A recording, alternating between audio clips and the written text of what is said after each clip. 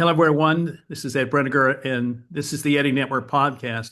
And I'm extraordinarily excited today to present to you Fyza, a young woman from Lahore, Pakistan, a place that I've visited, and one of the special summers of my life was spent in Pakistan. So I'm so glad to meet you and to have you here today. And tell us a little bit about who you are and what you do. So, first of all, Ed, thank you so much. I'm equally excited to be a part of this podcast. And when I read about the podcast, I visited the channel. The first thing that really, clicked me was that these are all natural conversations, unscripted. So, whatever we are saying, it's coming. So, you're providing a platform where people can say whatever they want to say. So, these are like genuine connections, authentic connections which I truly believe in. So thank you so much. And I am Faizah Tasawar, and as you have already said, that like I'm from Lahore, Pakistan. I'm based in Lahore, which is like the considered as the heart of our country, Pakistan. It's culturally like very rich, and when it comes to hospitality, when it comes to opportunities, may it be for business, education, and then, there's this term because our national language is Urdu, right? Urdu is our national language.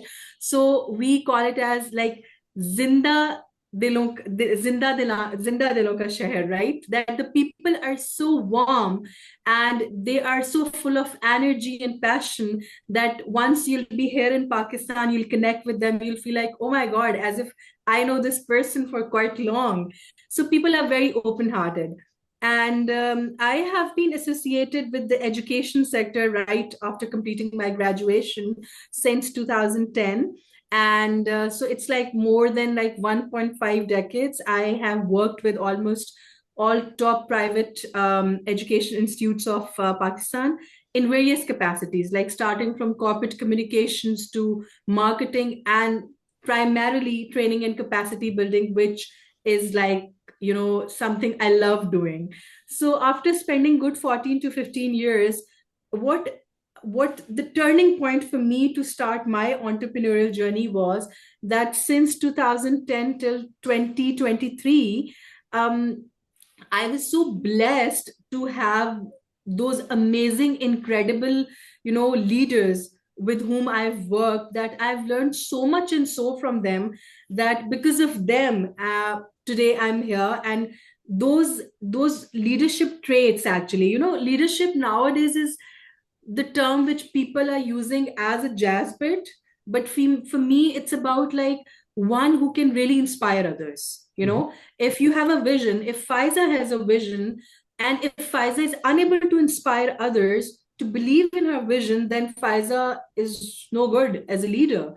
So I started my entrepreneurial journey in 2023 and I launched my company. It's Fyza Raja Empowerment Hub, and the sole purpose was that I wanted to empower and I wanted to work and collaborate with those young women and girls in rural areas of Pakistan where the opportunities are less, or because of the lack of resources, they're unable to get the basic rights when it comes to education opportunity. Though there are lots of organizations who are doing a great job in empowering those girls, but still, we all have to play our part. So that is the sole motivation for me to start that.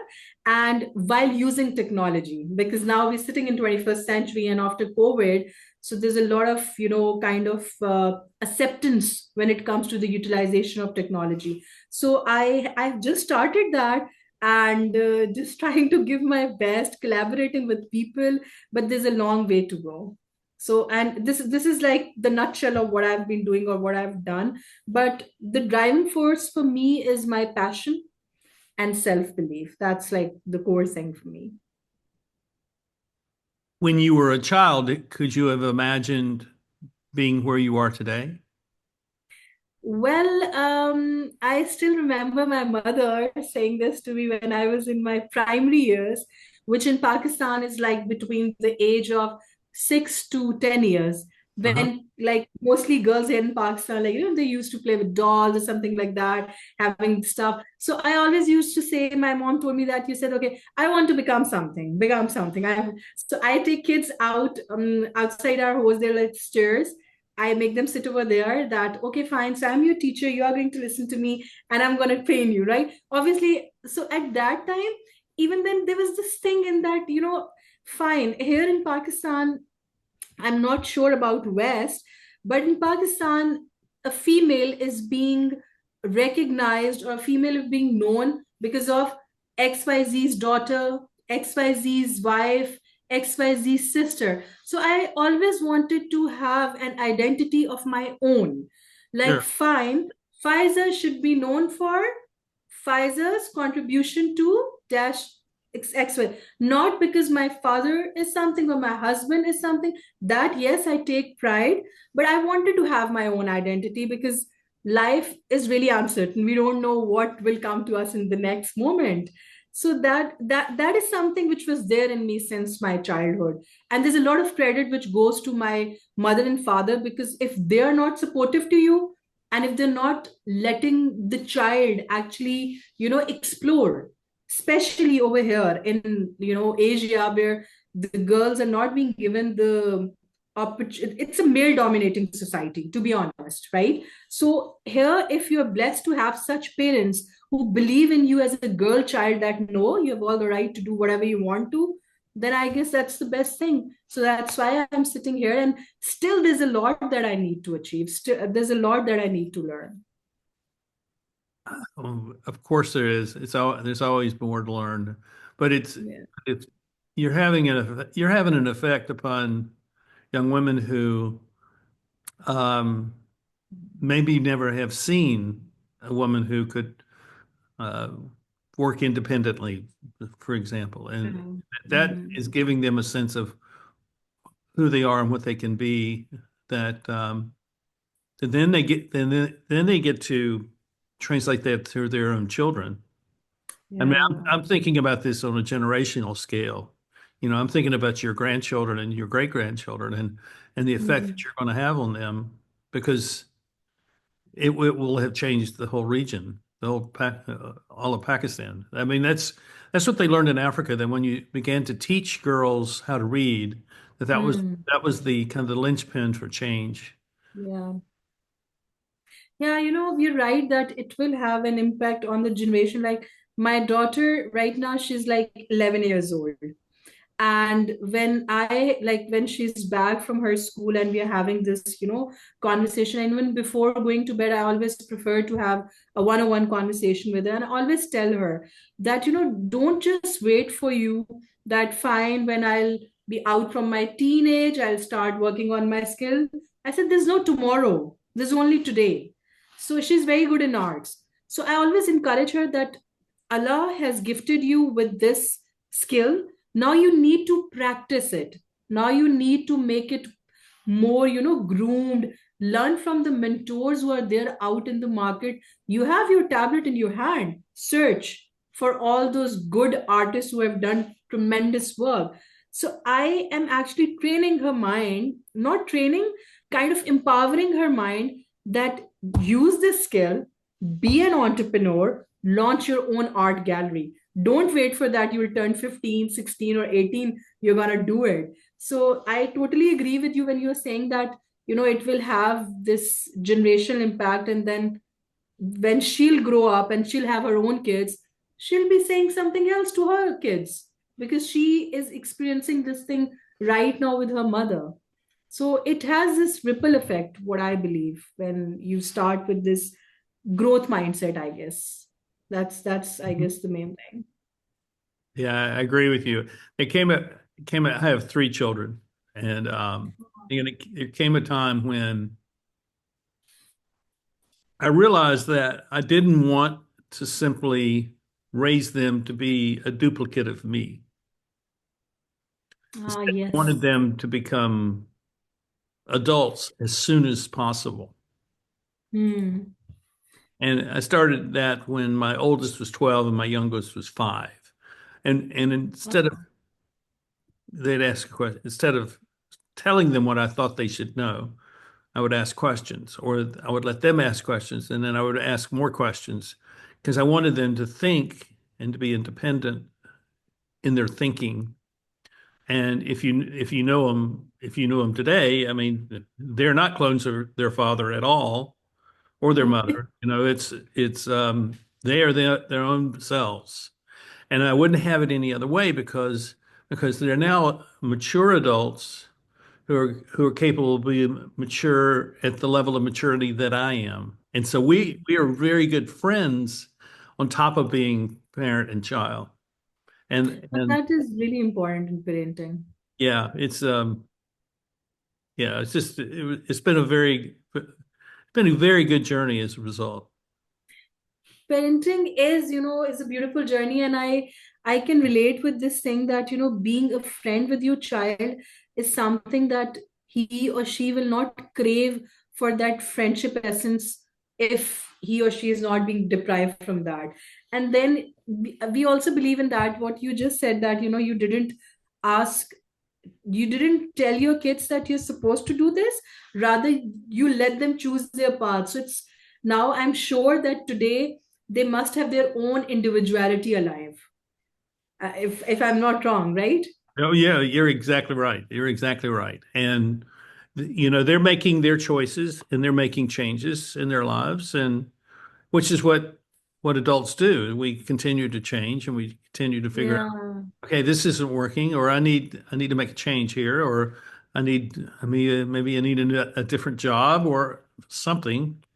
And so we learn how to make those kinds of decisions and then we act on them. And then with this thing comes responsibility as well, because when you have given them the freedom to pursue their own path, and whatever action they are going to take, then they feel responsible as well. Okay, this is my own choice, now I have to plan everything, obviously with provided guidance or mentorship if needed. Then they become responsible as well, which Right. is like really important, because being responsible, being disciplined is what I feel.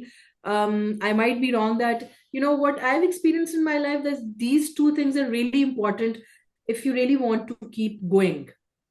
Mhm. Like, you have all those good ideas in your mind, you're enthusiastic, you're energetic, but like you're not disciplined and you're not consistent, then I guess the journey will not be a long journey.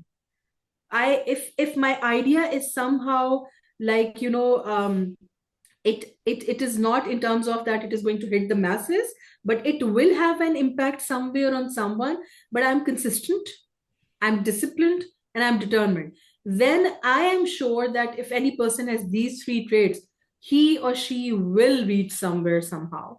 Because it's just about keep going, just don't stop. That is like really important. So let me ask you this. Since you have chosen to focus on the development of young women, uh, have you received any kind of pushback from that? Have you had any resistance to that idea? Or is that now Yeah. a respected and accepted um, avenue for a woman to take today? So, talking about today, like this time, things have been changed in Pakistan. Now, the even the in the rural areas, even more than the urban areas, parents are more inclined towards that their daughter should get good education, she should have those avenues. Because to be like, my parents are like, they belong to a village, right? And then they went out for the job, they moved to urban areas, but still now if I have to go meet my parents, I have to go to my village. So there, what I see, there's this village where they're like, just suppose 400, 500, or 600 houses in one village. So there's this one government school which is like from earliest to grade 5. But to have access to a college or university, they have to go out to a city, which is like a travel time of more than 1 hour. And then if you talk about the condition of those roads, at times there are bumpy roads. And then by considering the security and who's going to pick and drop, so because of that, majority of the girls are being deprived from good higher education. It's not about primary education, it's there. All the government schools are there. But colleges are like a bit far away from the villages. So in order to address that, what we have started, that now almost in every village here in Pakistan, majority, I'm talking about Punjab right now because I've started from Punjab. Inshallah, in future, we'll be covering Sindh and KPK and other areas as well. So people have access to internet, not like the good one over there, but as far as the network is. So we are providing recorded material in which it's not just the lecture, because people over there will understand more through video based in their language, like in Urdu language and bilingual language, Urdu and English. And then we are giving them resources, printed resources. So we are like sending at them. And what we are doing is that like twice a month, thrice a month, we're visiting the place, gathering them in one place, and then addressing the issues. So right now, the education is not that we are giving them college education. It's skill-based courses. Might be a girl sitting over there in ABC village is really good in writing, but she didn't know what are the different genres of writing, what are the basic foundation of creative writing. So we are letting her know that, okay, you want to become a writer or a poet, this is how you should go for the basic writing skills. If someone is good in public speaking, we are trying to equip them with the right tools and then connecting them with the right opportunities here in Pakistan where they can actually collaborate. So the whole nutshell around this is we're also trying to promote entrepreneurship, because because of the inflation and because of the unemployment, the increased ratio of unemployment, there's an urgent need of creating entrepreneurial setup. May it be a small one, doesn't matter. If a person is good in making burgers, why not to train him that how you can market your food truck in a way that you can earn more, rather than just putting him in a college where even he or she they don't have any funds to actually access that. So it's good that, okay, you should keep on with your education, but on the other side you should focus on some skill to have a sustainable, at least your financial sustainability should be ensured. And then a woman will feel empowered, because God forbid if at any point of time she has no man left in her house, what is she going to do? Is she going to sit in the home that somebody is going to come me and they'll feed me? No. Every woman, what I believe, she has the right to acquire those skills which she want to, as per her choice, and Right. then she can utilize that. And now, like, the world is a global village. She can do it while sitting at home by accessing her laptop, that internet. So technology has actually made things easier for us, especially for this cause. If I put it, and resistance, yes, it is there. Resistance when we talk about using social media, when we talk about using technology, there are apprehensions that, oh, she's going to use internet. What is she going to do with that? Is she going to talk with someone, something, bit. There are certain aspects which are linked to the culture or something, but then we need to make them understand that the use, right or wrong use, is something different. Technology is useful. We have to ensure how you're going to use it for the right purpose, not like for recreational purposes, but for professional or educational purposes. So there is, like, a need, and we are doing it. So it's more of like that, coaching and mentoring of the parents, that please open up, let us talk to your daughter. So, but they will not, they prefer if their groups, parents are comfortable, rather than having their daughter individually sitting with someone. They'll not be comfortable. So we are trying to do it in groups. Mm-hmm. Then we are being welcomed. Then Mm-hmm. they said, okay, fine, they're doing it for the, because they want visibility of everything. They don't want things, behind the doors. Um, what is the rate of access to things like smartphones I know they have a Oh, computer, they have a computer, but do they have smartphones like this? everyone, And even a person, yeah, with internet, it, Android. they can access anything from anywhere. So Yes. do they gain a sense that they are a global citizen as a result? Well, I Or guess, they have they or let me or have they not yet figured out that this is not just the linkage to the people that they know, but this is a linkage to people like they don't know other places. Like you and hmm, I mean, 6 hours ago we didn't know each other existed. yeah, yeah, Here we are, we're talking. yes. And this is to me the most significant development in my lifetime. That two people from two different cultures, two different places on the planet can, in a matter of moments, be in conversation True. and find that there is so much in common that they share that this notion that we are different people around the world kind of fades, and that and so I guess that's kind of what I'm wondering is, are they gaining a sense that they have this access to a world that is already um, sort of inviting them in? So there is a blockage in their mind, to be honest. If we talk about the rural areas and their mindset, they know that by using this Android bit, the device in their hand, they can reach out to anyone, but they don't know the right way to do it, Uh-huh. right? Uh-huh. How they can do it, how they can make it useful. So the concept is there, but they're not aware of the concept.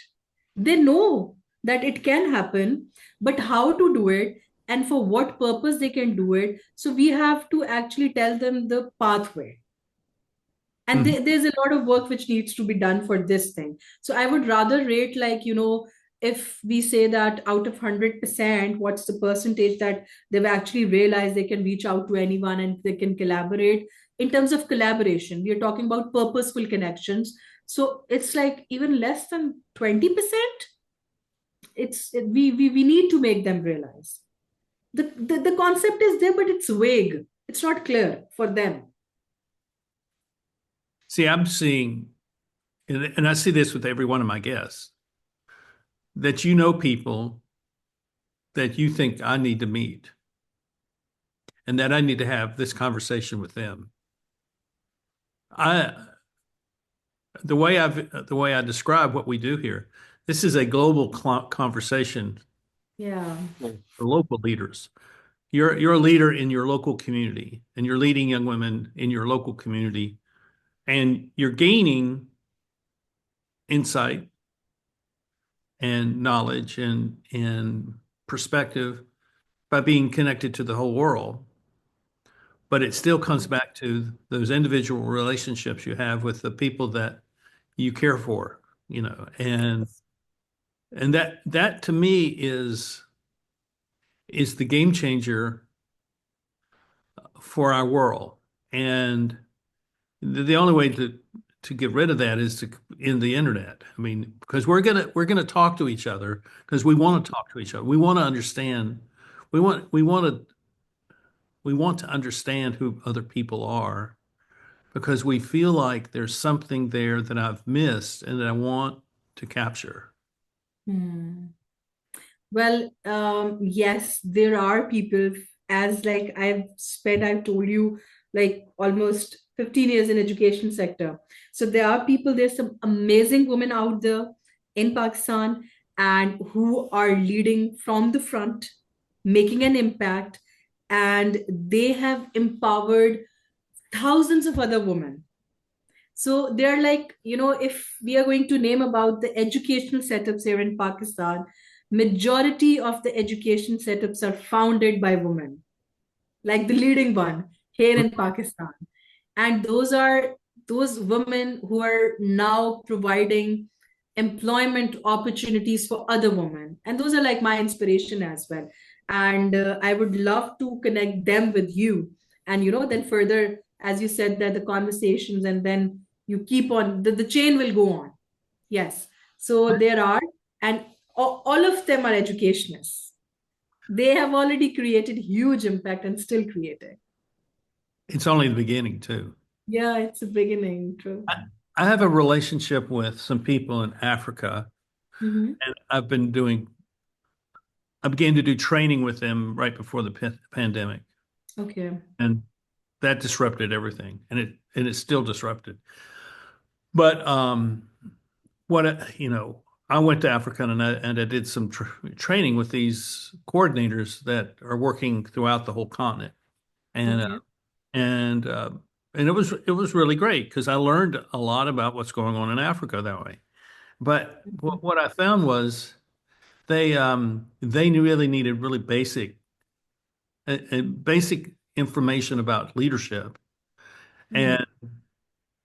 And those of us who are very curious and very hungry for knowledge, we're going to go find out what we need to find out. But a lot of people are not that way. And so they need someone to kind of come along and say, I believe there are things about you that is worth developing. I believe in you and I want you to believe in yourself.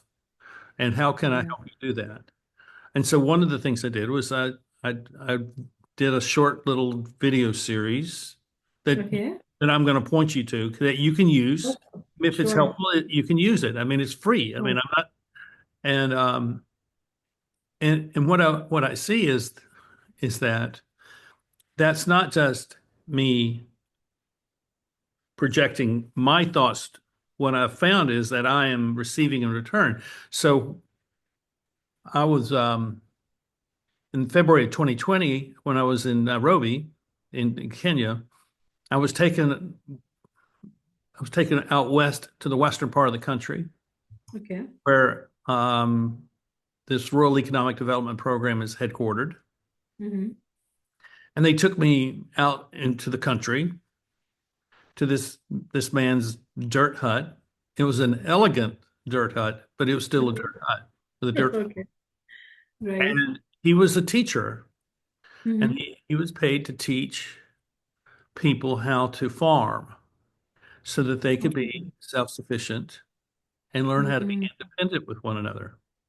And Right. and so on this day, this was a Saturday, they took me out there, and all of a sudden, out of nowhere, all these women arrived, and these were women who were in their program, and they had left. This was not a day that they would normally come for training, so they left their homes, left their families to come meet me, which Mhm. that and I know that they thought they were coming because here's this guy from America and he's a leadership expert and he's going to teach us. I know that that's what they were thinking. But the reality was they taught me. And I recorded our conversation and it's the first episode of the podcast. And what I learned from them was about responsibility and about self-sufficiency. And I was humbled by who they were because I was thinking, these are people that we need in America because are coming out of very, very difficult, impoverished rural environments, and yet they're very much in control of their lives. And it was really a beautiful thing to see. I think that's part of what I'm recognizing as I've gone through this journey that I'm on, which is that everyone has something to contribute. And we just need to treat one another with a sufficient amount of respect to listen and say, tell me what I need to know. And then take it as not something, oh, I already know that, but take it as, how do I need to see this in a new light? And how do I need to apply what she is saying or he is saying? And if I can learn how to do that, then my life changes and everybody else that I end up having a conversation with, their life can be touched by that. Yeah, it's like, about different perspectives. The stories are same, but the perspective will be changed. because of the context of the culture, that certain situation.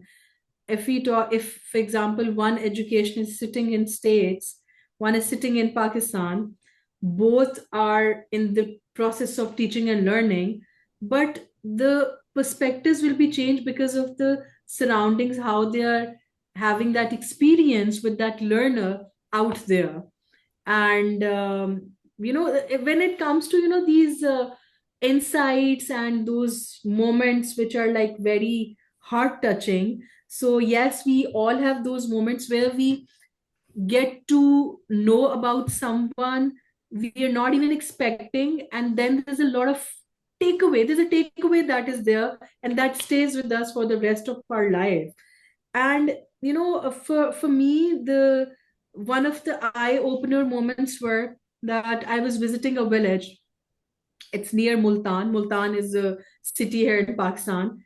And there was this girl, she was like, I guess 12 years old or 13 years old. So we were having this door to door campaign. It was regarding, that we wanted to invite them for the session. So that girl just came and she said, okay, I would like to talk to your mama. And because she has elder sister and we wanted her to take part in the session.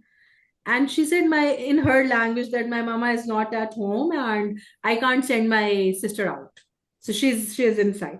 I said, okay, then can you just call her and we can talk to her? And she said, no, I am here. You need to talk to me and I can make her understand. What do you want to say? I said, okay, so you just need to tell her that we are here from Lahore and we are, organizing this session in which we will be guiding them something good.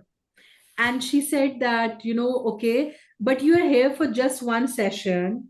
She just said that the terms were different. Said, how come you are so confident that my sister will learn everything in one? You have to stay here if you really want her to learn. So, at that time, we were actually doing just one session in every village and we were just going away.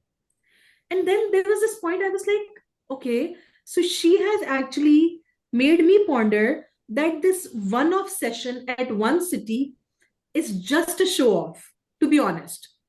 Whereas I was putting all my effort to make it work, but that girl made me realize that one session is not going to make them understand. You have to sit here to create that impact.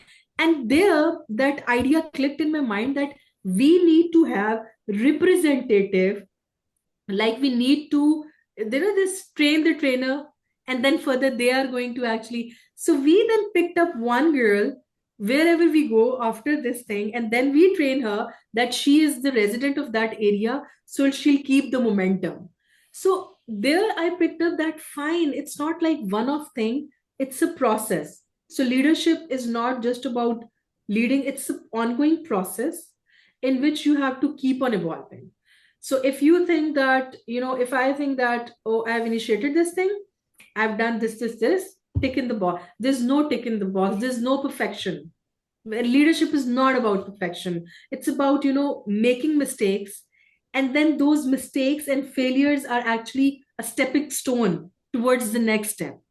So that it was just one thing that she said. And I was kind of, like, okay. Then I sat with her and I said, you're so young, so how come you know? She said, I am 13. So do you think I'll understand if you'll tell me one thing? In my class, there are different students. One is not good, one is really good. Same teacher is teaching us. Why we all are not getting first position or something like that. So that was really like learning from me, from a 13-year-old girl.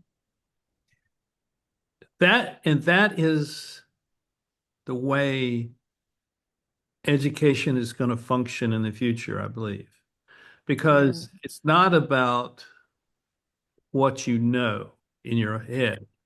It's about what you have figured out that you can do, and what you are doing has a purpose to it and has an outcome that you want to create.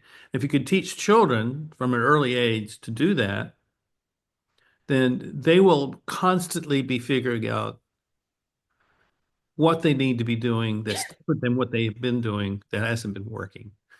I had this notion years ago, is that you know, when I first started connecting with people in the entrepreneurial world, and I'm looking at people, you know, my age, our age, your age, my age, and how why is it that they don't know these things? What has been missing in their education where they don't know how to go start a business or start Mm. anything, just start anything? Mm. I realized then it says, oh, well, what we really need to be doing is teaching entrepreneurial skills and culture to primary school students when they're 8, 9, True. 10 years old. Have them start a business. And Yeah. it's, and if you can do that, then they have experience at starting something and experience at maybe failing and trying again. I I was at a conference in Vienna in 2017. It was this Yeah. December 2017. And Mhm. and it's a big leadership conference. And I was Okay. standing in the big lunchroom at a high top table, standing there talking to this guy having lunch. Mm. And these three high school girls come up to us, and they just start asking us questions. And so, as you can probably figure out, I ask lots of questions. And so I started asking, so who are you? And they were from a business high school in Vienna. Okay. Okay. Really, Right. that's fascinating. Let Wow. me ask you this. I'm going to be here all next week. What do you think about me coming out to your school and doing a presentation? Mm. I said, that sounds great.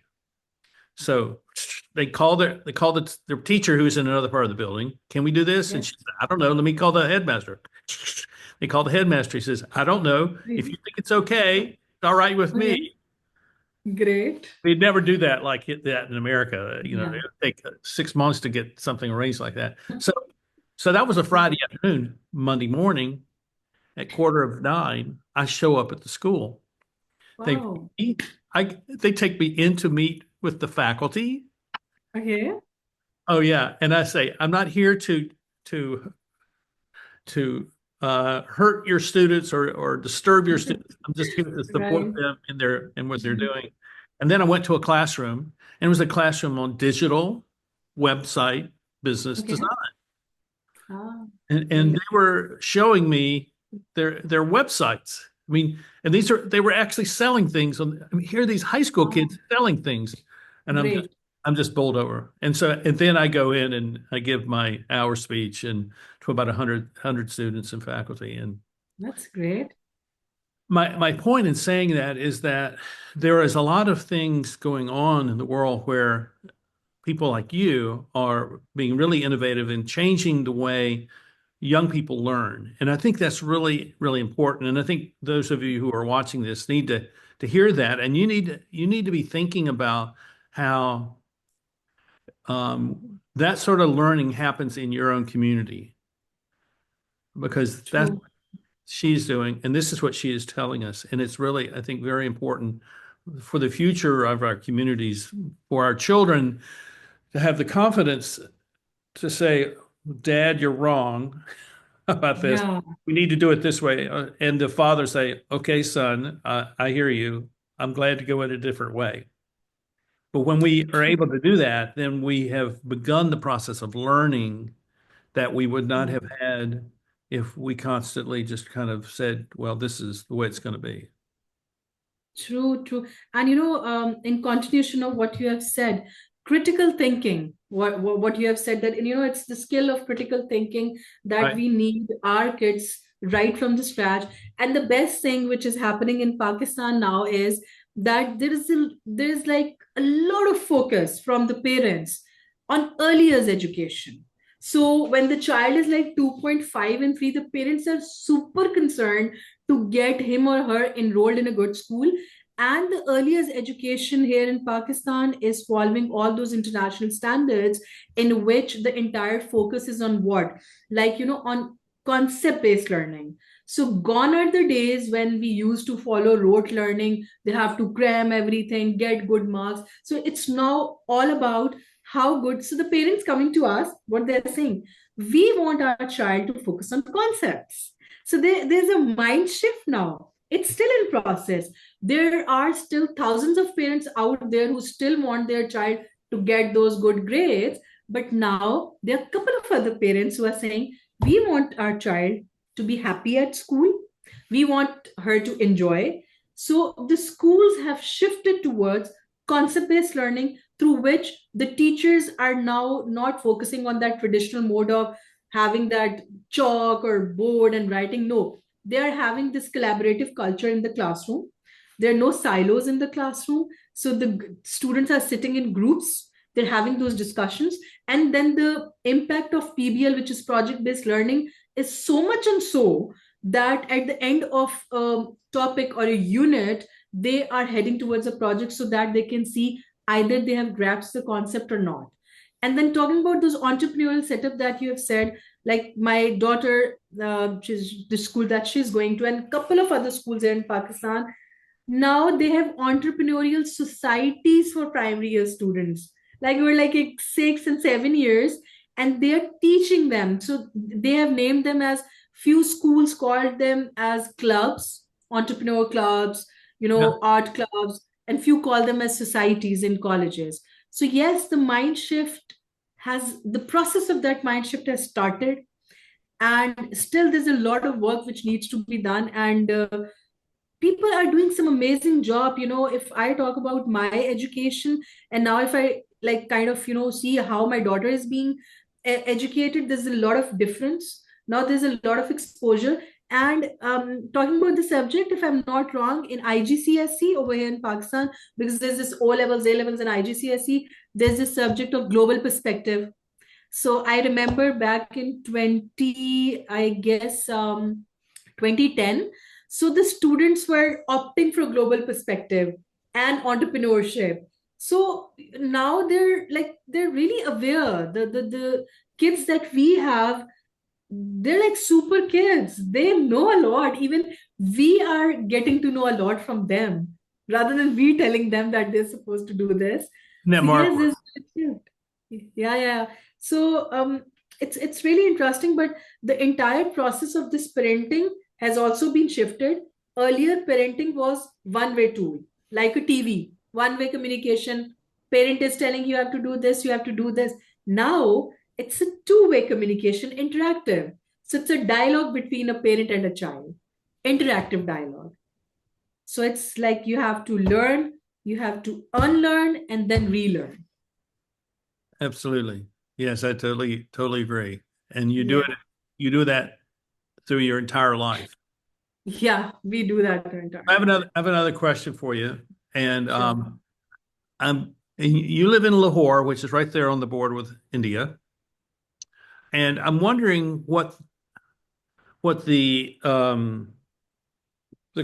cross communication across that border between people like you and then people who are like you that are over in India.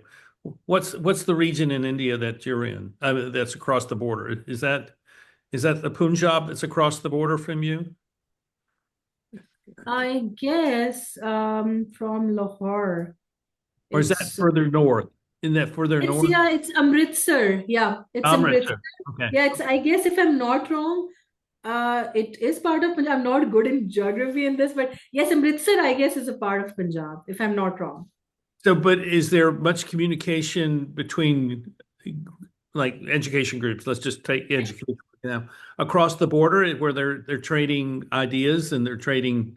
Yeah, Yeah. when it comes to online collaboration and student exchange programs, because there's this group, which is an international group by name of PASH, which is working to promote German language all across the globe.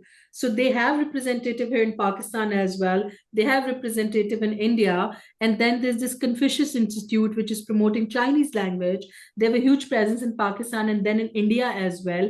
And then during those student exchange program, there is collaboration. And then when it comes to education, both the regions are densely populated, and both are very keen, there's no doubt, across the border and even here in our country, because of the common things in culture.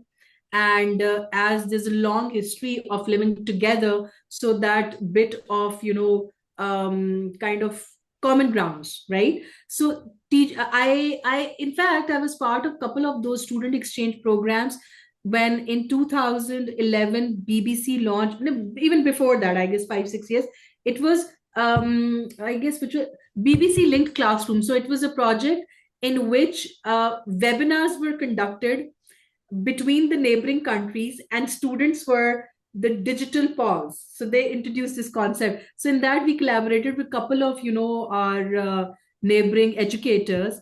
So there is collaboration when it comes to education. There's a lot of collaboration.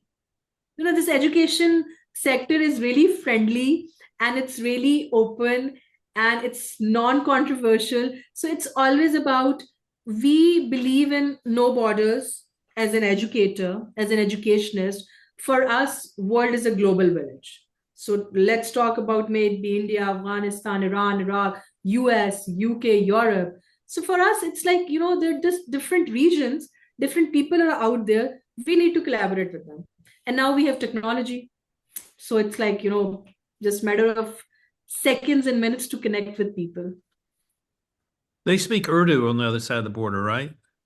Yeah, so what they speak, it's common. Certain language, so their language is Hindi, right? Our Right. language is Urdu, but if we talk to them, they'll say, oh, they're speaking in Urdu. So it's Yeah. common. So Yeah. if I'm talking to them in my national language, they'll get it. Only few words, few. But if they'll be talking in their traditional Hindi, that is different. Yeah. The way, but then in India, if I'm not wrong, there are Urdu-speaking people who in Pakistan are residing mostly in Karachi, right? They migrated from India after independence and they live over there. So we call them Urdu-speaking people. Why? Because they speak in Urdu and they migrated from there. So they have this very beautiful and grammatically correct Urdu, right? But the Urdu that we use in daily life has lots of slang language, like the way in US, there's this formal English being used for communication versus the English which is being used by Gen Z or millennials. So they're using those slangs and abbreviations. So that's how it has changed. Otherwise, it's common. The slang of Gen Alpha, which are or middle school and high school kids, early teens, Yeah, it's a remarkable thing to hear. I mean, it's exactly. and I guess the people up in the Northwest Frontier Province, they speak Pashto there, right? Yeah, their language is Pashto, but when if but the official language being used in the offices, private offices here in Pakistan is English, Right. but in the government office, obviously it's Urdu. But for the communication, they use both English and Urdu. Mm-hmm. And in schools all across, the medium of communication is English. In all schools. So let me ask you one more question, and we'll wrap up. Sure. What is your hope for the world going forward? I mean, we're in a time of great change, a huge transition in the world that's not very clearly defined. True. It's happening. What do you have hope for in the future? Well, for the hope for the future right now, because when we talk about future, we're talking about the future generations. Mm-hmm. The only thing that we need to emphasize right now, which will be a hope, is tolerance, which is needed all across, may it be any religion, any country. When tolerance will be inculcated in the minds of these young people, they'll grow up, they'll be the leaders, presidents of those states. So they'll go for table talks rather than having those, decisions which will be at the cost of losing life, may it be at any end. Right. Life is important. It's not about that, if a person is dying in my country versus a person is dying in another country, they're human beings. So we need to have empathy and tolerance. And when we are going to teach them empathy and tolerance through education, the world will be at peace, no war. That's the main thing that we want to do, that we have to ensure peace. War is not the solution of anything for anyone, anywhere. Peace is the solution. Table talk is the solution. And things can be, come, but that can only be done with tolerance and empathy. Tolerance without empathy is not going to make any difference. If I can feel the pain you are going through, I'll not hurt you. But if I say, okay, I'll not do anything, but I can't feel your pain, I'm sympathizing with you, but I'm not empathizing. So okay, we're going to continue this because I think you've just touched on something that's really important. So if there's someone who feels um, intolerant towards some other person or some other group, um, what is it that you think or that you see is sort of the source of that intolerance? And as that being the source of it, it becomes the thing that we need to address. Is Yeah. that clear? Am I clear? Am I asking that? Yes, yes, I'm clear. The simple answer for this is lack of information about that particular person's mindset may be linked to religion, misconceptions, or about the culture. When you're not being told about anything and you're just listening to the rumors or the information out there on social media, and then, oh my God, this person coming from this religion or this country, don't talk because they are this, this, this. Let them talk. Listen to them, what they're saying. Images and those perceptions, so-called image building, that is actually ruining the entire thing. Let the other person explore and don't judge the person because of his race, ethnicity, or religion. Because humanity is something, it's larger than anything. Right. So that root causes the misinformation or the information is not there. He has not been told. So I don't actually blame the person who is intolerant. He's not aware. He needs to know. And once he'll be aware of that thing, I'm sure any sane person he is going to understand. But he will take time or she will take time. That depends how much time he's going to take. The thing I learned early on is that when I sit in judgment of someone, it makes me unhappy. Yeah. I don't like being unhappy. And so I made this decision, and you probably don't know this, that I'm a retired minister, and uh, Oh, I developed this little gimmick, this little trick to trick okay. me, and it to keep me from falling into judgment. And I fall into judgment every day. I have reactions just like everybody else. Ah, Okay. but my gimmick, my little trick is I'm going to put Jesus in front of me, between me and that person, and I'm going to ask the question, what does Jesus see in that person? What does Hmm. Jesus love in that person? And then that's what I want to connect with. That's what I want to see there. And if I can do that, then I'll be a happy person and I will be able to have a relationship with that person that I would not be able to have otherwise because I would be sitting in judgment and thinking that, well, they're just not worthy of my attention or whatever it may be. Wow. That's really, really, really something different. But I need to understand this more. But yes, this is It's really yeah, that simple. It's really that simple. Which interesting. what what is what is a and it could be in any religion, it could be Yeah, yeah, whatever is the, yeah, it's just that I'm a Christian and so Jesus is the yeah, yeah. counselor. But Hmm. what is what is that person that we look up to as kind of the paragon of our faith? Hmm. They see in these people that I am feeling Not, from. And there's yeah. always something there which can be affirmed. And if you can affirm it, then it Hmm. allows for the relationship to form. Like I'll give you one example of how this got played out. 4 years ago during the presidential election, Donald Okay. Trump was running, and Hmm. and this thing I called Trump hatred was erupting everywhere. And I Okay. with a friend of mine, and I spent the day with him. I was traveling across country, spent a day with him. And at the end of the day, he started talking about Trump, and I said, "Well, I just don't see it that way. I don't really hate him. I don't hate him. I don't love him. I just see him as, as a political figure. And he tore into me. He said, "Oh, blah, blah, blah.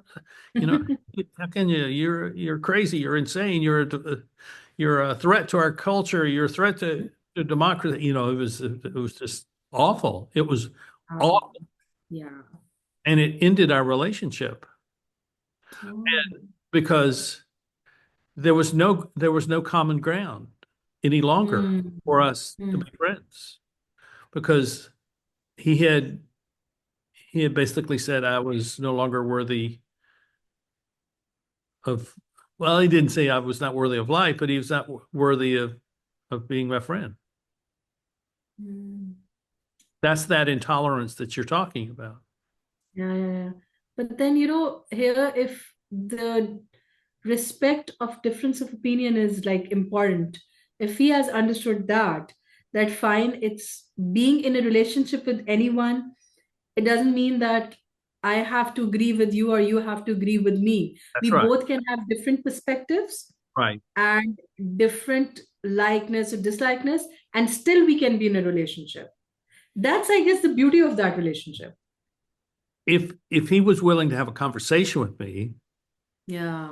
we could have saved the relationship. Because I had another friend who had Mm. the exact same feelings about Trump, and I Okay. said, "You don't know any of this to be true.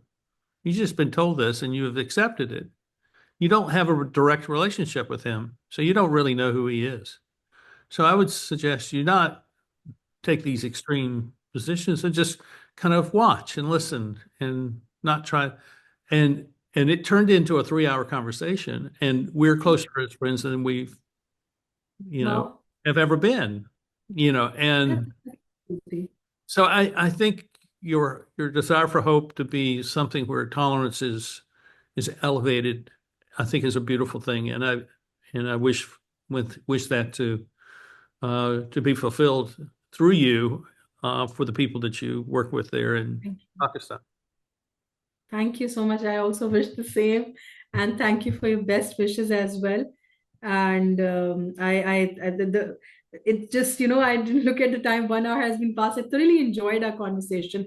It was really something coming right from the heart. And now I can actually resonate with what you've said about your podcast. Because I've gone through a couple of your podcasts, and still there's a lot more that I need to see. That when there's a conversation in which you are going unscripted, then everything is coming right from your heart, and it is going to impact somewhere, somehow, someone. And that's something really beautiful that you're doing, and I wish you all the best. And because might be something is gonna hit someone who is in need of that particular thought or that particular conversation. So impact is something. So every single thing we do, what I believe, impact should be there. May it be an iota of that, but the impact should be there, and that is what you're creating. And I really, really, really appreciate that. Well, thank you very much. And I would love for you to introduce me to people that you think I should know, and I'll invite them to the Definitely. podcast. And I'm getting ready to begin to put the guest list together for season 3, which starts in February. You'll be at the end Oh, of great. season 2, and it's exciting. I'm just it's exciting. So For thank you. sure, definitely. Thank you. No, Thank you. I'll definitely recommend all those educationists for this thing, and I'm sure they're also gonna love it. Yeah, I'd love to get to know them. Okay, hold with me while I say goodbye to everyone. Sure. Everyone, what you have witnessed is what happens when two people who decide not to have to prove something find themselves in a conversation that when they woke up this morning did not know what was going to happen. I mean, this really is, you just showed up on my LinkedIn Yeah. and I said, I need to talk to her, and it was actually the fact that you had STEM in your profile. I said, and we haven't even talked about STEM. Okay. But that was the thing that said, I need to talk to her. I need to talk to her. So that's why I reached out to you. Right. That's that curiosity is how we begin to meet people that can become friends or become colleagues or at least have an effect upon us and we can affect upon them. So for all those of you who are watching, I think this is something that you can take away from our conversation and that you can deploy in your own life and the way you conduct yourself each and every day. So I thank you for watching, and please subscribe and hit the like button and leave a comment if you will, because it really does make a difference. And we'll see you next time here on the Eddie Network podcast. Bye-bye.